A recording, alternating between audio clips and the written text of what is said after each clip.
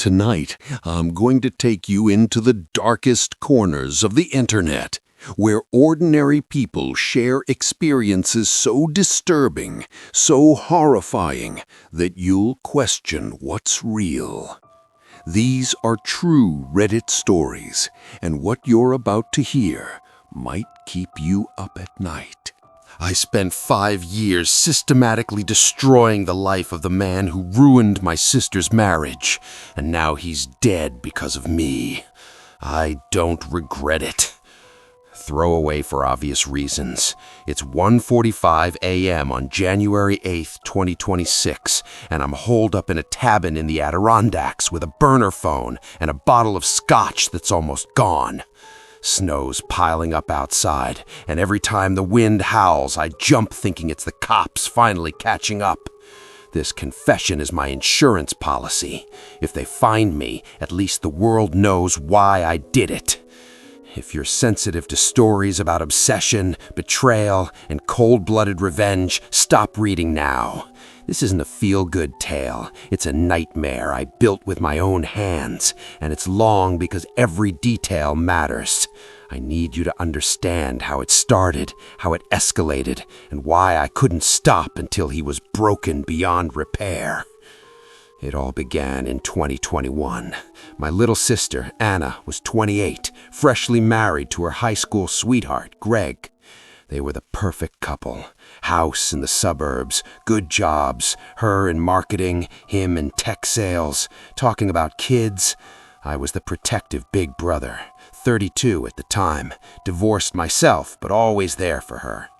Then she met Derek at work. He was her boss, 40s, charming snake with a corner office and a reputation for mentoring young women. Anna confided in me early. He was flirty, but she laughed it off. I warned her, but she said it was harmless. Harmless turned into an affair by spring 2022. Derek wined and dined her, promised the world, said his marriage was dead. It wasn't. He had 2 kids. Anna fell hard. Greg found out when he saw texts, devastated, begged her to stay. She left him for Derek. I confronted her, screaming matches, but she cut me off, said I was jealous and controlling. Derek moved her into his fancy condo, ghosted his wife, dragged out the divorce. Greg killed himself 6 months later.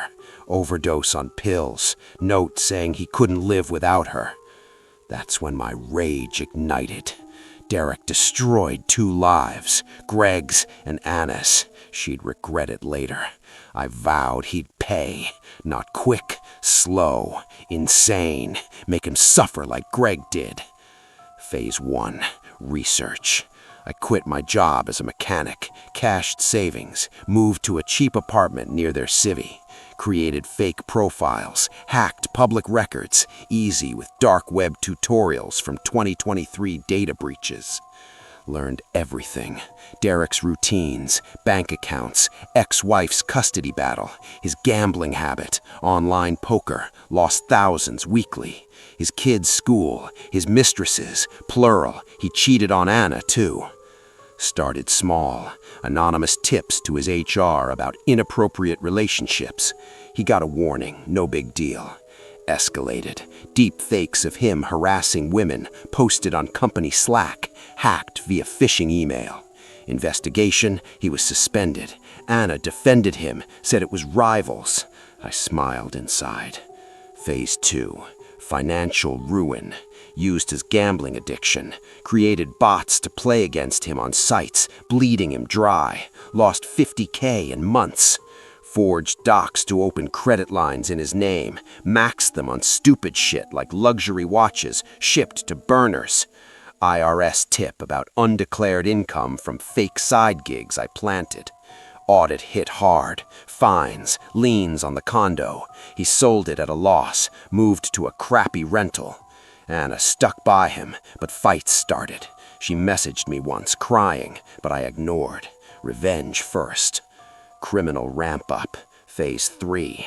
Broke into his car, Old mechanic tricks, planted coke in the glove box, anonymous call to the cops during his drive home, pulled over, arrested for possession, bail high, job fired him. Anna bailed him out with her savings. I hacked her email, sent confessions from Derek's account, admitting more affairs. She left him finally, moved back with Mom, but I wasn't done. Phase 4, isolation, spread rumors online, fake reviews calling him a pedo, tied to his kids' school forums. Neighbors shunned him. His ex-wife got full custody after I sent her proof of his gambling debts. Kids hated him. He lost friends, planted texts from his phone, SIM clone, accusing them of betrayal. He spiraled, drinking, alone in a motel. The insane part, Phase 5, psychological warfare. Hired actors via the dark web, 2025 gigs economy gone wild, to pose as ghosts of Greg. Calls at night, "Why'd you kill me?" Deep fake videos emailed, Greg's face begging. Broke into his room, left Greg's suicide note copy under his pillow. He checked into psych ward twice, ranting about hauntings. Released, broke, no insurance. Final act, Christmas 2025. He was rock bottom, homeless, begging family who disowned him. I tracked him to a shelter, slipped fentanyl-faced heroin into his stash, knew his dealers from research. He OD'd that night. Ruled accidental, opioid crisis, no foul play. Aftermath, Anna's wrecked, back home, therapy for guilt. Mom blames Derek. Me, I thought I'd feel peace. Instead, nightmares, his face morphing into Greg's, accusing me. Paranoia, cops reopening, dark web traces. Spent the money on nothing. Therapy for myself? No, running. It's insane. I became the monster to avenge one. 5 years planning, executing. Long game won, but at what cost? I see shadows everywhere, hear whispers. If you've taken revenge too far, how do you live with the void after? No regrets. He deserved it. Edit. Snow stopped, heading north. If I get caught, this is my statement. Anna, if you read this, sorry for the pain, but he had to pay. Love you. I ran over the woman who framed me for rape and ruined my life, then snuck into her hospital room and turned off her ventilator while she begged me to stop. Throwaway, because the investigation is still open, and if they trace this back to me, it's life in prison. It's 4:12 a.m. on January 8th, 2026, and I'm holed up in a Fleabag motel off some back road in Texas, staring at the ceiling with a gun on the nightstand just in case. My hands still feel like they're shaking from that night, and every time I close my eyes, I see her face, those pleading eyes as the light faded. This isn't for sympathy. I know what I am now, but after 5 years of hell, I need to confess somewhere before the guilt eats me whole or the cops kick in the door. If you've ever been destroyed by a lie and dreamed of payback, maybe you'll get it. But this story is traumatizing. Betrayal, prison, suicide attempts, murder. Stop if you're not ready. It started in 2021. I was 28, engaged to my college sweetheart, Lisa, working as a software engineer at a startup in Chicago. Decent life, apartment, friends, plans for kids. Then I met Emily at a work conference. She was 25, flirty co-worker from sales, always laughing at my jokes, touching my arm. I was flattered but loyal, told her I was taken. She backed off, or so I thought. 2 weeks later, HR calls me in.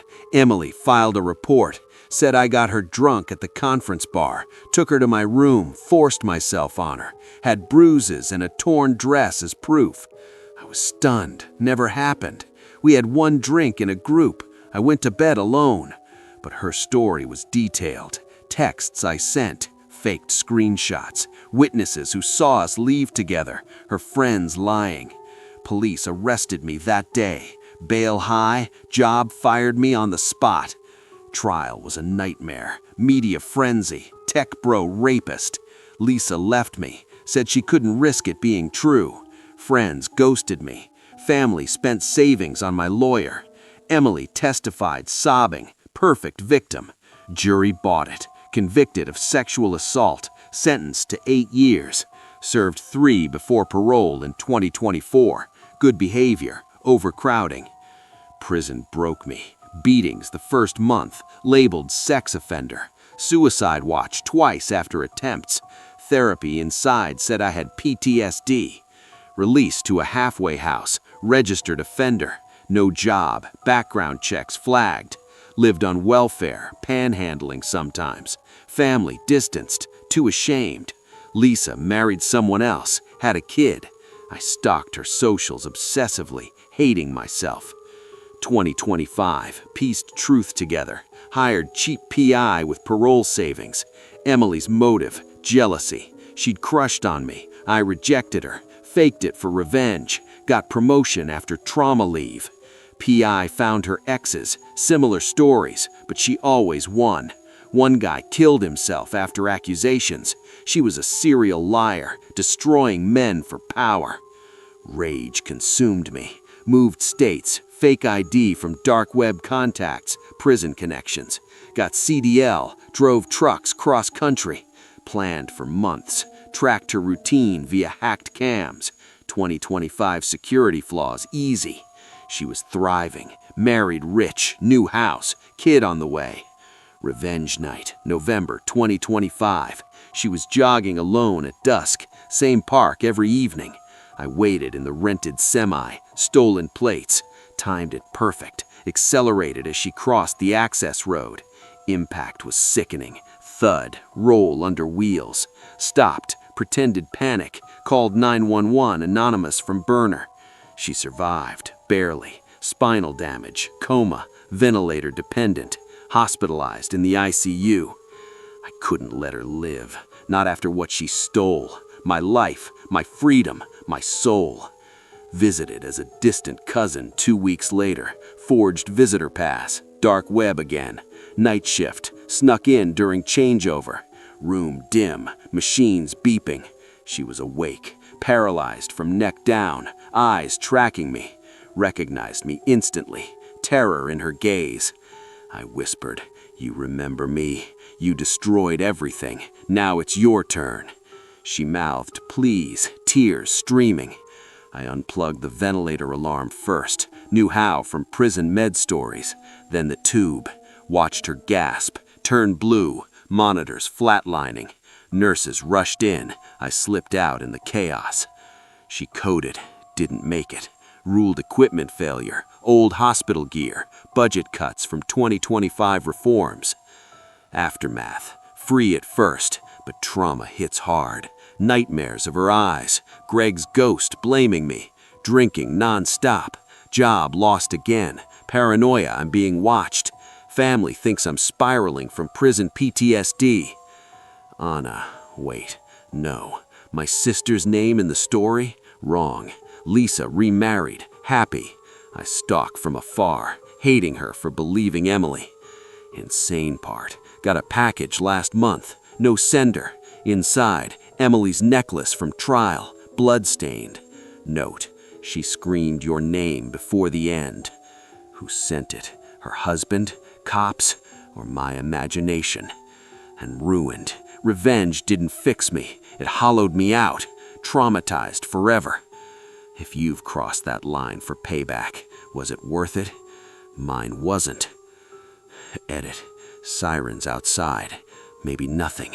If this is my last post, tell Lisa I'm sorry for everything.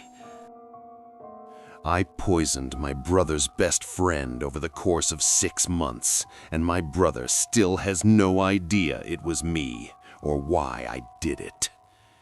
Throwaway, because if my brother ever sees this, it'll destroy what's left of our family.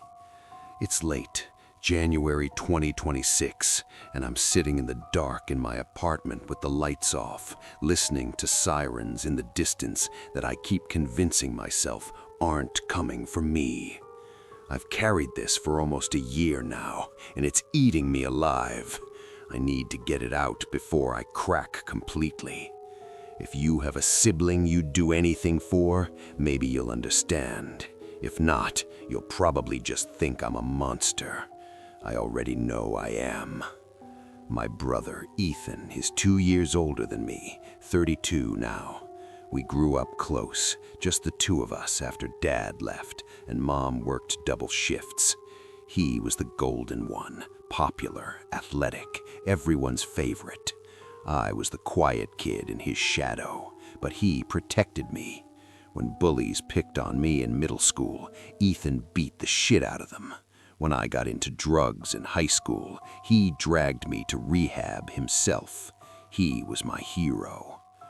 His best friend was Caleb. They met in college, became inseparable.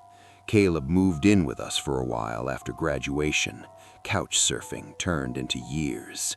He was charming, funny, the life of every party. Ethan worshipped him, called him brother from another mother. I liked him too at first. Then 2022 happened. I was 25, struggling with depression, barely holding a barista job. Came home early one day and found Caleb in my bed with my girlfriend at the time, Jenna. They didn't even stop when I walked in, just laughed, said I was overreacting. Jenna left me that week.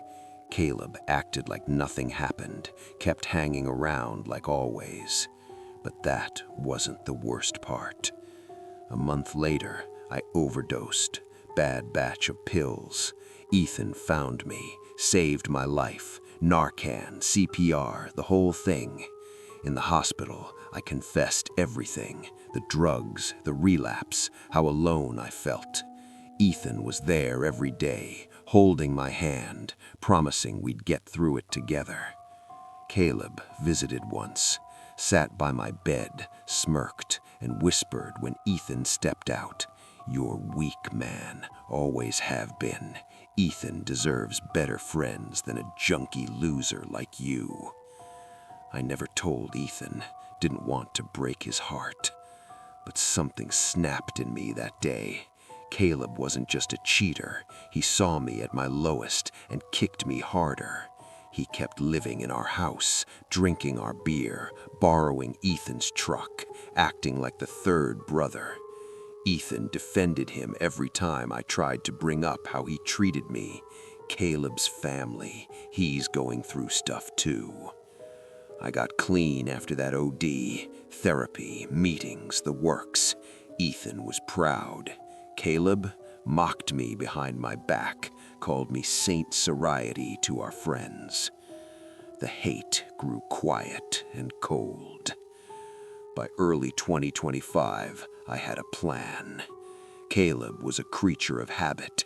Every morning he stopped at the same coffee shop on his way to work. Construction foreman, good money. Ordered the same large black coffee, 2 sugars. I got a job there, part-time, easy. Nobody suspected the quiet, recovering addict. I started small, crushed up laxatives in his sugar packets, just enough for bad days. He complained about stomach issues, blamed bad takeout. Ethan worried, took him to doctors, nothing found. Escalated slow, over-the-counter meds that cause fatigue, headaches. He started missing work, sleeping all day. Ethan covered for him, lent him money. Then the real stuff. Ordered research chemicals online, colorless, odorless, slow-acting compounds that mimic chronic illness, heart palpitations, liver strain, neurological symptoms. Tiny doses in his coffee, built up over months. He wasted away, lost 40 pounds, skin gray, constant pain. Doctors ran tests, lupus, cancer, rare poisoning, never pinned it. Ethan was devastated, quit his job to care for Caleb full-time, moved him into our parents' old house. Mom passed in 2024. I helped too, played the supportive friend, brought soup, sat with him while Ethan showered. Caleb knew something was wrong. Last month, when he could still talk, he grabbed my arm. "It's you, isn't it? Whatever you're doing, stop." Eyes pleading. I smiled, said he was paranoid from the meds. He died December 28th, 2025. Official cause, multi-organ failure, idiopathic. No autopsy. Family didn't want one. Let him rest. Ethan's destroyed. Blames himself for not noticing sooner. Funeral was small. I gave the eulogy. Told everyone how Caleb was like a brother to us. I kept one of Caleb's old hoodies. Sometimes I wear it at night and talk to it like he's still here. Tell him I remember what he said in that hospital room. Tell him Ethan's better off without him, poisoning his life too. The guilt hits in waves. I see Caleb's face when he realized it was me. Hear Ethan crying in his sleep. But then I remembered Jenna's laugh when she betrayed me, Caleb's smirk at my bedside, and the rage comes back stronger. I'm not done being clean. I go to meetings, help others, but I sleep fine most nights. If you've ever protected your sibling the only way you knew how, was it worth becoming the villain? I think it was. Edit. Ethan just texted. Wants to scatter Caleb's ashes this weekend. Said it'll help us both heal. I said yes, I'll be there. I forced my own mother to sleep with me after discovering she murdered my wife, and now she's carrying my child as punishment. Throwaway, because if the wrong people read this, my life's over. It's 2 a.m. here in some godforsaken motel room on the edge of town, January 2026, and the walls are thin enough that I can hear the couple next door arguing.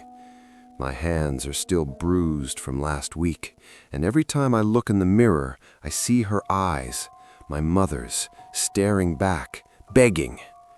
This confession isn't for forgiveness. I know I'm beyond that. It's just, I need to put it somewhere before it drives me insane. If you've ever lost everything to a family secret and snapped, maybe you'll get why I did it. If not, judge away. I already hate myself more than you could. We were a normal family, or so I thought. Grew up in a small town in rural Alabama. Dad, the local mechanic, Mom, the homemaker who volunteered at church, me, the only kid. Dad died of cancer when I was 15, 2010, left Mom and me to lean on each other. She was always overprotective, smothering even, checking my phone, questioning my friends, saying she knew best because she raised me alone. I rebelled in high school, but we patched it up when I went to community college. Met my wife, Kara, in 2018. She was everything.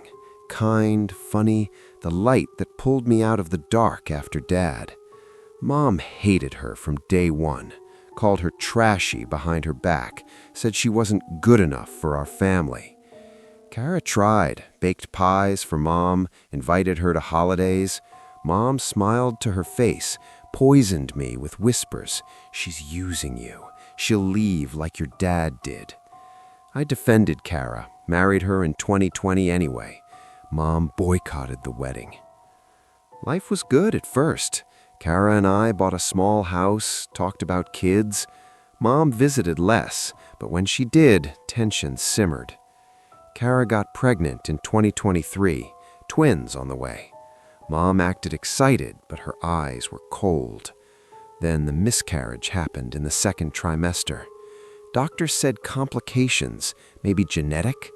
Kara was devastated, blamed herself. I held her through nights of crying. But something felt off. Kara started getting sick after. Nausea, fatigue, hair falling out. Doc said grief stress, prescribed rest. Mom came over more, helping with meals and tea. Kara worsened, vomiting blood, seizures. hospitalized in September 2023. Tests showed arsenic poisoning, chronic, low dose. She died October 5th, 2023, whispering, "I love you," before the machines flatlined. Police investigated. No leads. Traced to our kitchen, but who? I suspected Mom immediately. Her teas for Kara's morning sickness, but no proof. Cops said accidental, maybe old pipes. Mom comforted me at the funeral, crying crocodile tears. Grief turned to rage. I dug, hired PI in 2024, found Mom's search history, hacked her old laptop. Undetectable poisons, arsenic symptoms, pharmacy records, rat poison bought under fake name.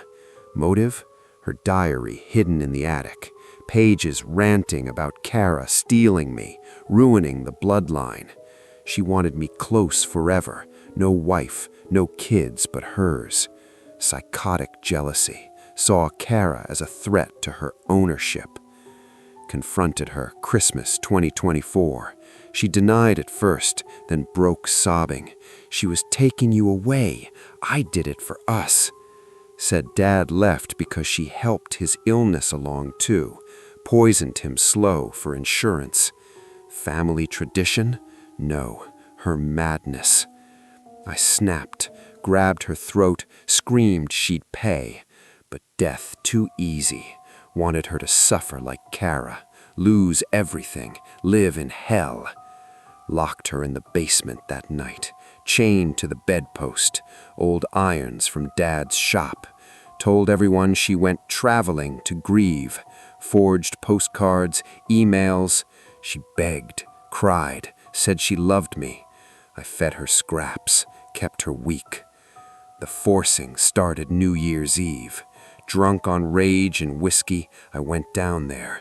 Told her this was punishment for Kara, for Dad, for ruining me. She fought at first, scratched, screamed my name. I overpowered her, made her say she deserved it. One night turned to weeks. Every time I'd whisper Kara's name, make her apologize. She got pregnant by March 2025, confirmed with a test I forced on her. Her belly swelled in that dark basement. No doctor, no light. She begged for mercy, said it was our child. I laughed, said it was her prison. Birth was hell, October 2025. No hospital, I delivered it myself. YouTube guides and terror. Boy, healthy, crying. She held him, eyes broken. I took him upstairs, named him after Dad. Told everyone Mom found a baby abandoned, adopted it. Small town, they bought it. Now she's still down there, chained, nursing when I allow. The kid's upstairs with me, innocent, but a reminder. She ruined my life, so I ruined hers forever. Forced intimacy as endless torture. Horror? I see Kara's face in dreams, judging. Kid looks like her sometimes. Trauma eats me, flashbacks to her pleas, my hands on her throat. Criminal? Yes, but she killed my wife, my future. This is justice. If you've lost everything to family betrayal, how far would you go? I hear her crying from the basement now. Time to go down. Edit. Kid's asleep. She's quiet tonight. Maybe broken fully.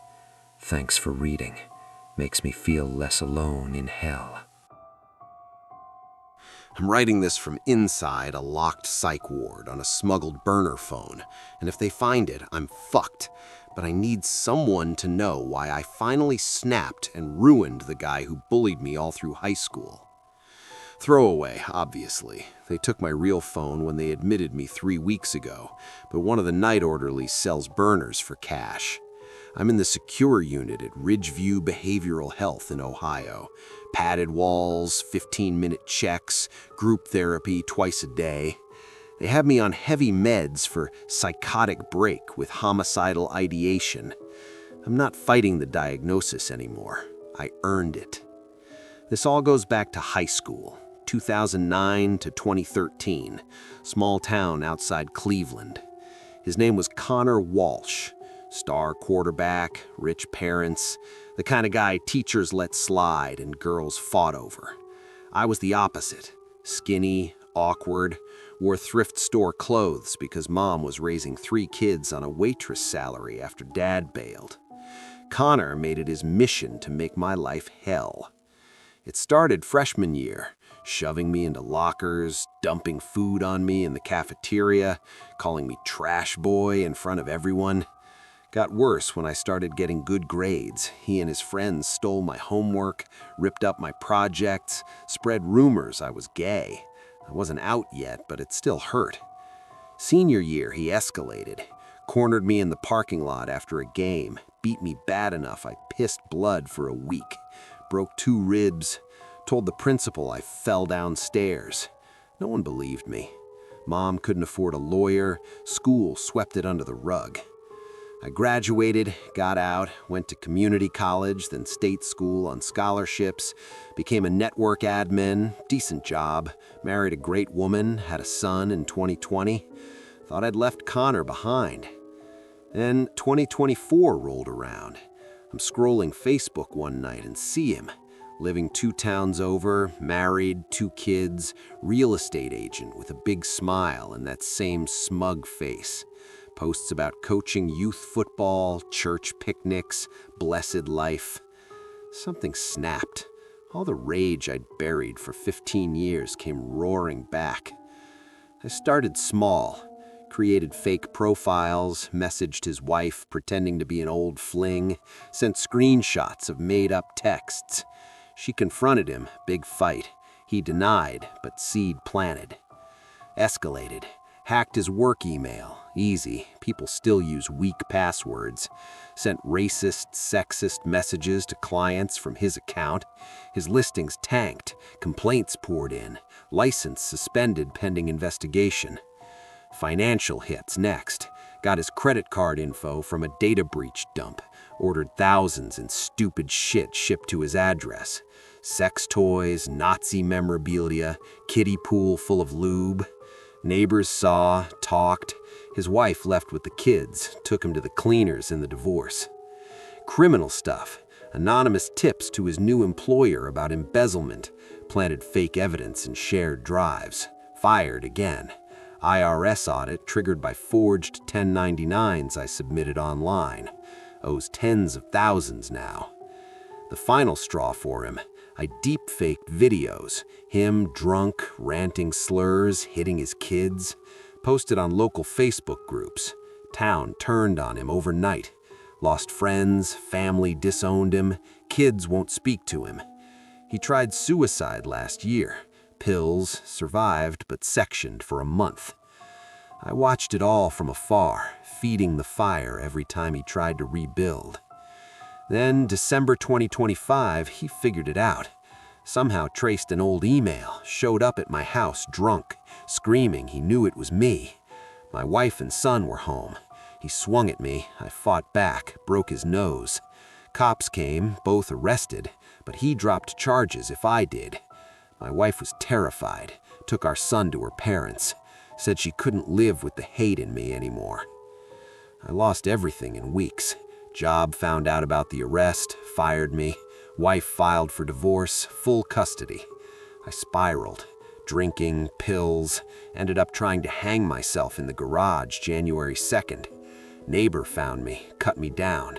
72-hour hold turned into full commitment after I told the psych eval everything, every detail of the revenge, how I'd do it worse if I got out. Now I'm here. Meds make me foggy, group therapy is bullshit, but at night when they dim the lights, I still smile thinking about Connor's life in ashes. He's living in a studio apartment, working fast food. No one talks to him. Doctors say I have complex trauma with vengeful delusions. Maybe, but I know what he did. I know what I did back. If you were bullied and never got justice, would you have stopped sooner or gone further? They're doing bed checks soon. Gotta hide the phone. Tell Connor, wherever he is, that I won. Edit. Orderly coming. Deleting the app after post. If I don't update, assume they found it. No regrets. I spent 3 years turning the man who raped my little sister into a vegetable, and I still visit him every Sunday to remind him who did it. Throwaway, because the statute of limitations never runs out on what I did, and if the wrong person reads this, I'm going away forever. I'm writing this from my kitchen table at 3 a.m. on January 8th, 2026, with a glass of whiskey I haven't touched yet. My hands are steady now, but they weren't for a long time. This is the full story, every brutal detail, because I need it out of my head before it finishes killing me from the inside. My sister, Mia, was 16 in the summer of 2019. I was 24, home from the army on leave, staying with Mom while I transitioned out. Mia was the baby, sweet, trusting, still believed people were mostly good. She went to a house party one night with friends. That's where she met Ryan Keller, 28, local entrepreneur, owned a couple bars downtown, flashed money and charm. Everyone knew him, liked him. He got her drunk, took her upstairs. When she said no, he didn't stop. She came home at dawn, clothes torn, shaking so hard she couldn't speak. Mom took her to the hospital. Rape kit positive. Ryan claimed consent. She was flirty, came on to him. Her lawyer shredded her on the stand. Party photos, texts taken out of context, her drinking that night. Jury acquitted him in 2020. He walked out smiling, hugged his parents in the hallway, while Mia cried in the bathroom. Mia tried to keep living. Therapy, meds, our family holding her up. But the nightmares never stopped. She dropped out of school, isolated herself. In March 2022, she hanged herself in her closet. I found her. Note said, "I can't carry this anymore. I'm sorry I wasn't stronger." Ryan posted on Facebook the next day a sunset photo with the caption, "Life goes on." That's when I stopped being human. I had skills from the army, tracking, surveillance, improvised devices. Spent the next year planning. Moved back home to help Mom. Got a night shift security job for cover. Studied Ryan like a target package. Routines, habits, weaknesses. He was a creature of ego. Gym every morning, same protein shake from the same smoothie bar. That's where I started. Phase 1. Slow poison. Ordered thallium online. Colorless, tasteless, cumulative. Hair loss, nerve damage, organ failure over months. Dosed his shaker bottle when the staff wasn't looking. Easy bribe to a broke college kid behind the counter. He got sick slow. Fatigue, tingling hands, blamed long COVID. Doctors couldn't figure it out. He lost his businesses, money drained on tests. Girlfriends left, friends drifted. Phase 2, psychological. Created fake profiles, girls he'd assaulted. Sent screenshots to his family, his remaining friends. Deep fakes of him bragging about getting away with it. His mother stopped speaking to him. His father had a stroke from the stress. Phase 3, isolation. Burned his house down one night. Electrical fire. Looked accidental. Insurance fought him, called it arson. I'd planted evidence pointing to his gambling debts. Homeless. living in a motel. Final phase, the end. January 2025. He was a shell, bald, wheelchair-bound from neuropathy, barely coherent. I followed him to a park where he sat alone every evening, feeding ducks like a broken old man. Wheeled him to a secluded spot. He recognized me too late. I injected air into his IV port. He had a home health line for meds. Massive stroke on site. Paramedics found him, alive, but massive brain damage. Vegetable now. Feeding tube, diapers, locked-in syndrome. Eyes move. That's it. I visit him every Sunday at the long-term care facility. Wear a volunteer badge I forged. Sit by his bed, hold his hand, whisper in his ear. You remember Mia? She was 16. You smiled when you walked free. This is for her. His eyes flick. Terror. Recognition. He can't speak, can't move, can't scream. Just trapped in there, knowing. Staff thinks I'm a kind relative. His real family abandoned him years ago. Mia's been gone almost 4 years. I still keep her room exactly as she left it. Some nights I sit on her bed and talk to her, tell her he's suffering the way she did, only longer. I don't sleep much. When I do, I dream of her face the day we found out he was acquitted. She looked at me and said, "It's okay. Justice doesn't always come." I made sure it did. If you've ever watched someone you love die inside because the system failed them, tell me you wouldn't have done the same. I don't regret a single thing, except that I didn't make it hurt more. Edit. Nurse coming down the hall for night check, hiding the phone now. If they find this account, at least someone knows the truth. Tell Mia I finally kept my promise. I spent 4 years destroying the corrupt cop who planted drugs on my dad and sent him to prison for life. And last month, I finally put him in the ground. Throwaway, because the case is still listed as unsolved overdose, and if they ever tie it to me, I'm done.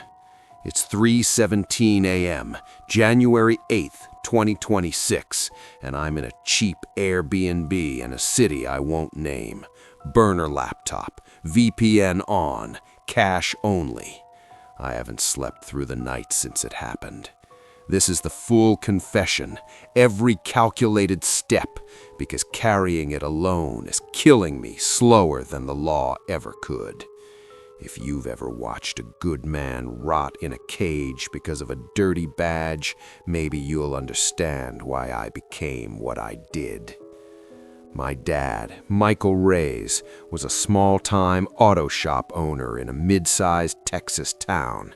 Honest, hard-working, raised me and my little brother alone after Mom died of cancer when I was 12. In 2018, he got pulled over for a broken taillight. Officer Brian Harlan, 15 years on the force, decorated, church deacon, everyone's favorite cop, claimed he found 2 kilos of cocaine in the trunk. Dad swore he'd never seen it. Dash cam malfunctioned. No witnesses. Harlan's word against a Mexican-American mechanic with a clean record. Trial was a joke. Public defender overloaded. Jury all white. Harlan cried on the stand about keeping drugs off our streets. Dad got life without parole. Mandatory minimum for the wait. He was 52. I was 22, fresh out of college with a criminal justice degree. Ironic, right? Watched my dad get handcuffed in court, looked me in the eye and mouthed, "I didn't do it." I believed him then. I know it now. Prison aged him fast. Letters stopped coming regular after 2021. He got shanked in a yard fight in 2023, survived but lost a kidney. Died in the infirmary in March 2024 from infection the prison couldn't treat in time. I wasn't allowed to see him at the end, COVID restrictions still in place. That's when I stopped grieving and started planning. First year, research. I became obsessed. FOIA requests, court transcripts, news articles. Found patterns. Harlan had a history of big drug busts with no chain of custody issues, except when it was just his word. 3 other defendants claimed planted evidence, all poor, all minorities, all doing heavy time. One killed himself in county jail. I reached out to families anonymously, same story. Got a job as a paralegal at a defense firm to learn the system inside out. Saved every penny. Built a file thicker than a phone book. Phase 1, exposure. 2022-2023, created fake whistleblower accounts, leaked internal affairs docs I forged, showing Harlan's overtime fraud, excessive force complaints buried by the chief. Local paper ran a story, small, but enough for an internal review. Harlan got a slap on the wrist, mandatory counseling. His wife started looking at him sideways. Phase 2, financial bleed. Traced his gambling, off-track betting, owed bookies from Houston. Paid a guy I met through prison correspondence networks to collect aggressively. Harlan took out second mortgage, sold his boat, his classic Mustang. His wife filed for separation when the debt collectors started calling the house. Phase 3, isolation. Deep fakes of him drunk, using slurs at a cop bar, posted to department Facebook groups. Anonymous letters to his church elders about marital infidelity. I hired an escort to flirt with him at a hotel bar, got photos. His partners stopped riding with him. The chief put him on desk duty. Kids at school got bullied because their dad's a racist. He moved out, lived in a studio apartment, drinking heavy. Phase 4, the end. December 2025, Harlan was a shell, alcoholic, off the force on medical retirement, cirrhosis setting in. I'd been dosing his whiskey for months, bought the same brand he drank, swapped bottles at his corner store, paid the clerk to look away. Slow arsenic compound, mimics liver failure. He was dying anyway. I just helped it along. Last visit, Christmas Eve. Let myself into his apartment with a bump key. He was on the couch, barely conscious, bottle in hand. I sat across from him. He recognized me, eyes widened. "You, Reyes!" I leaned in. "My dad rotted in a cage for something you planted. He died screaming in pain because you wanted another commendation. Remember him?" He tried to speak, coughed blood. I held up the bottle I'd just swapped. Last dose, massive. This one special. Merry Christmas, officer. He lunged weak. I pinned him easy, forced him to drink half. He gagged, cried, begged, said he was sorry, that it was just business, that others did it too. I waited until his eyes glazed, whispered, "Tell my dad hi when you see him in hell." Left the door unlocked. Anonymous 911 call from a burner. Man overdosed, needs help. Coroner ruled acute alcohol poisoning, complicated by liver disease. No autopsy. Family didn't want one. Town wanted it quiet. His obituary was small. Beloved officer, survived by. No one showed at the funeral, except his ex-wife and one old partner. I stood in the back, rain pouring, watching the casket lower. Felt nothing. Now I'm on the run. Used the last of my savings to disappear, changed my name, cut contact with everyone. Some nights I wake up hearing Dad's voice from prison phone calls. Make something of yourself, mijo. I did, Dad, just not what you meant. If a cop ever ruined your family and walked free, tell me you wouldn't have done worse. I sleep fine now. Edit. Sirens in the distance again. Time to move. If this is my last post, know that justice sometimes wears a mask. Harlan's waiting for me wherever he went. I'm ready when it's my turn.